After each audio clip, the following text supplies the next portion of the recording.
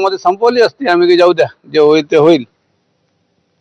आणि बातमी आहे चंद्रपूर महानगरपालिकेसंदर्भामध्ये. चंद्रपूर महानगरपालिकेच्या उमेदवार निश्चितीसाठीची भाजपची महत्त्वपूर्ण बैठक ही नागपूरमध्ये पार पडली आहे.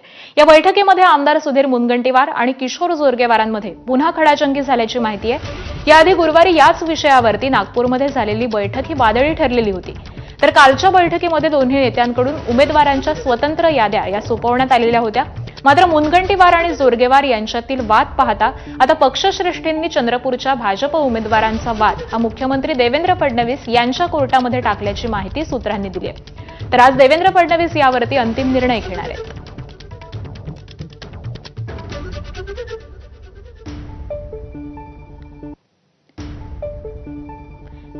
त्यामुळे चंद्रपूर महानगरपालिकेमधला हा पेच अद्यापही कायम आहे. जोरगेवार आणि मुनगंटीवार यांच्यातील वाद, त्यांची होणारी खडाजंगी ही सुरूच आहे आणि त्यामुळे आता हा चेंडू मुख्यमंत्र्यांच्या कोर्टात पडलेला आहे. मुख्यमंत्री आज उमेदवार यादीवरती शिक्कामोर्तब करणार आहेत.